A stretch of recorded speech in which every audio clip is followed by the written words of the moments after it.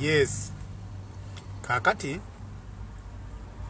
kino kye kitabo zikinandiise nga Braka book. Kye kitabo kyange kyenguze. Naye nga kino ekitabo kyenguze kyaffe bannayuganda ffenna kigenda kutuyambako okuterekamu abantu abatukozeeko ebikolobero nga beegatta ku gavumenti nga tebalinamu mirimu, nga bawanda saaji abeefuula nti bali mu gavumenti, nga balimirira bannaabwe nti oyo awagira Nuupu ne bakukwata ne bakusiba, oyo muwagizi wa Bobi Wine ne bakutwala ne bakutta, oyo muwagizi wa People Power ne bakuwamba. Abawagira era abalidde essente y'omiwu omusolo ng'ebaweebwa olw'olugambo lwe bakolera gavumenti. Kino kye kitabo kye ŋŋenda bawandiikamu okuuma likodi zammwe okulaba nga tetubeerabira. Bannabyabufuzi ababaddewo ebbanga lyonna nga mwefuula opposition ne mukozesa abantu bannayuganda nga baagala enkyukakyuka, nga mubalimba nti muli bakulembeze baabwe, kumbe gwe mukolera mulala, mukolera omuntu ali mu buyinza. Omuntu ali mu buyinza n'afuna amaanyi agawamba bannayuganda, agatemula bannayuganda, agakwata bannayuganda n'abasibira mu bifo bitali bifo ebyenjawulo olw'okuba mmwe, kubanga mmwe mumuwaaga amagezi okugeza. Mpuuga we baakwata abaana, Pulezidenti waffe Kyagulanyi Ssentamulo yali ekalangala. Ezo pulogulaamu zonna eggwa yazikola. Yeggwe yali anyigaaga amapeesa okuwamba abo abaana be basiba emyaka n'emyaka n'abamu bakyali mu makomera. Yali ggwe Abedi Bwanika kagulupu kamu akadipi block bino birubega mukaaku. Mwe mwakola ebyo ebintu okuwamba bannayuganda ne babasiba mu makomera olw'ebyobufuzi nga tebalina musango. Ffenna tukimanyi bulungi nti ebyobufuzi si musango. Ffenna tukimanyi bulungi nti okera ku makya n'oyagala nganze Kalosi si musango, nga bwe twagala Bobi Wine oba Kyagulanyi Ssentamu si musango, oba okuwagira byakola si musango. Kiriŋŋanga okera ku makya n'oteekawo eddiini gy'oyagadde kikkirizibwa, si musango. Naye mubanga mwasalawo okulya mu bannayuganda bannammwe olukwe, ng'ate bannayuganda bannammwe baabeesiga mu bakulembere, mubatwale mu nswa ensuubize, ne mubasalawo batwalanga mu Geyeena. Tugenda bawandiika mu kitabo muno. Tugenda kusookera ku Mpuuga, agenda kubeera namba 1, Lubega Mukaaku namba 2, Abedi Bwanika namba 3.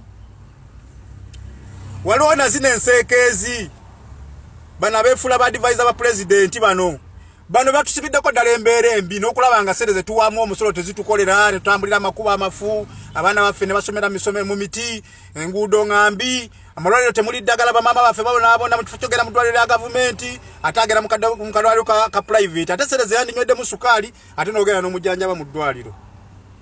Tugenda bawandiika mu kitabo muno.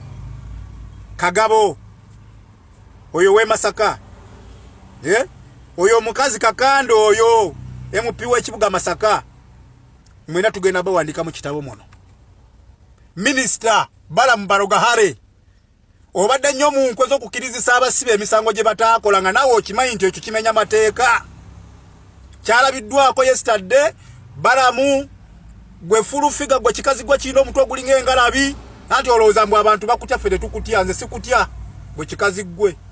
Gwe kikazi gwe nze sikutya. Ebyo byokera ku makya n'owayiriza abaana b'abandi n'obateekako emisango, musimanyi ono yakola guno, ne babasibira obwerere mu makomera. Gwe kikazi gwe olunaku lumu genda ku kyenkya ogenda kwejjusa. Gwe kikazi gwe simanyi, kuba tomanyi kuwandiika linnya lyo, toyina w'omanyi, toyina w'osobola kubeera. Gwe kikazi gwe era ngenda n'enkutunuulira n'enkusaasira. Gwate ogenda ku kalabba. Alien Skin mwakoze omukago, mwakola omukago ne Masias Mpuuga mu Lwatu mu lujjudde ogw'okutulugunya bannayuganda, mbu mugenda kukuba abantu mu kampeyini. Alien Skin yabyogedde jjo nga ali mu lubiri. Mugenda kukuba abantu mu kampeyini era nga babadde bakuba abantu naye abantu tebawulira. Alien Skin yabyogedde. Wakoze omukago ogugenda okutulugunya bannayuganda mu kampeyini. Mpuuga, Masias Mpuuga, gwe yeyita ow'ekitiibwa Oyina n'omuntu akulya emabega awo emmenga awo. Bantu mba mulidde bannayuganda olukwebbanga. Bantu mba mukoze bannayuganda ebikolobero bingi. Nga mwe muli ne kabaka waffe naye mwamukolako dde ebikolobero. Mukoze ebintu bingi. Abantu bamanyinira okuba bannayuganda basirika. Ffe bannakamwante tetuli batono. Naye bannayuganda buli kyemukola kyonna bakimanyi. Gwe kasajja gwe ka bedi bwaniko okupromotinga ebisiyaga okwogeraga ku bisiyaga kati kambabuulireko kyebisiyaga. Oba mwagala okukakasa ebisiyaga nti wano bibaddewo. Ebisiyaga byaliwo okuva edda mwe mubuuze Kenzo nga yakava mu kyalo. Yali asamba omupiira ku Villa Park. Waliwo omusajja bamuyita Kulisi mu biru. Waawo ku Nfudu Emmengo. Abo be balemesa ba Eddie Kenzo okusamba omupiira. Addukire mu kuyimba. Mumanyi lwaki? Mumanyi lwaki? Ebyo byali bisiyaga. Ebisiyaga byaliwo. Naye olw'okubanga mwali mwagala okusiiga omwana wa Nambi ebisooto ebisaaniiko. Mwayogera ku bisiyaga ne mubireeta ne mu parliament nga tebyetaagisa ngo bizibu bye tuyina mu Uganda. Ekyebisiyaga tekyalimu kubanga ebisiyaga olwedde byaliwo. Mwayagala muleete ebisiyaga muyise etteeka ly'ebisiyaga olw'okubanga Kyagulanyi avaawo n'agenda mu Amerika n'agenda e London mbw'akolagana n'ab'ebisiyaga. Olw'okuba akolagana n'abazungu olw'okuba Kyagulanyi yabba abazungu abaali aba Museveni abaali basamponsalinga Museveni abazungu abo Kyagulanyi yababba ku Museveni kati ennugu yabakwata kati bane balitetekana bagamba oli akolagana n'abazungu ne Museveni abadde akolagana n'abazungu abo bennyini nnyini oba babisiyaga oba si babisiyaga naye kambabuulira wano mu Afirika abazungu be bayamba ensi za Afirika. Mwe mwayagala mukireete ng'ekyokusiiga omuntu enziro Bobi Wine akolagana n'abazungu era ebisiyaga buli lwe mwogera ku kigambo bisiyaga mubadde mu promotinga bisiyaga okukireeta mu parliament mwali mu promotinga bisiyaga. Kuba buli omu n'ati yali takimanyi na yali takiwabudde yali ayagala okumanya ebisiyaga bye biki ebisiyaga bitegeeza kino omwana omuto yateekayo amatu awulire ebisiyaga kye ki kubanga mwakireeta mu lujjudde ne mukisa ne mu parliament abantu ne bakiwa attention okitegedde ne bakiwa attention.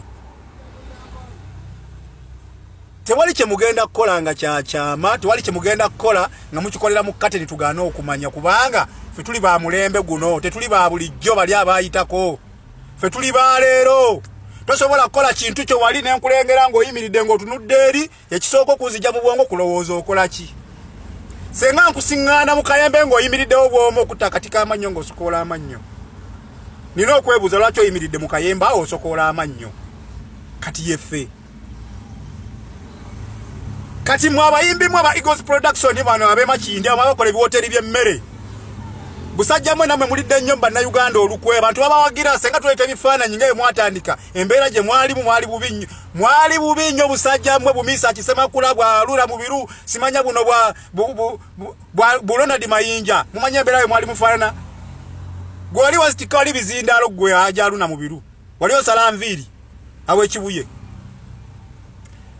muli wali Emakindi mufumba ebimere ne mufumba ebinyama bino bye n'abaana ababente mu kyalo eyo ne babente z'abantu ne bazireeterako amaliba nga baggyemu ebyenda naye bagibidde we bagibaagidde ne balekawo akapapula eyagisaze mu siraamu nannyini nti eri ebyenda ennyama ebyenda biramu ennyama tugitutte ebyo ebinyama bisibira Makindi mu woteeri zammwe abantu bye balya mbwemmwe tubasiriikiridde ebbanga ddene naye olw'okubanga muli busajja bwangu temukkuta muyina emirulu namwe mulinga bampuuga Katonda n'akujja mu kizikiza n'akuteeka mu kitangaala n'ogaana okusiima n'osigala ng'otulugunya bannayuganda banno ng'obaliisa ebintu ebifu busajja mmwe n'abantu abali emmere yammwe bababuuke nti mubaliisa ebintu ebifu busajja mmwe temukkuta sente bagenda zikkuta ne bw'oligula amataka yiika 10 ne bw'oligula mayiro z'ettaka bagenda kusiga mu fuuti 3 ku mukaaga togenda kusukkawo n'abaana bwe tebagenda bitegeera nti wabikola bagenda bitunda ng'ate gwe wabonaabona nnyo lwaki tobefunako n'ekyekintu ekikumala n'okkusa omutima gwo abamu mwefuula n'abasiraamu temukkuta obusiraamu bwogera ku kukkuta obusiraamu bwogera ku mazima obusiraamu bwogera mu kwekkusa olunaku lugenda kutuuka Alien Skin mu kkomera ogenda kuba okulira mpuuga mu ODM ogenda kubanga gwe RIP ogenda kubanga gwe RP mpuuga weegulumiza nnyo ogenda kusula eri ku kabuyonjo ku kidoli n'oyo gwokolera Alien Skin agenda okubeera RP wammwe gujja kubula asala ebyo bye byange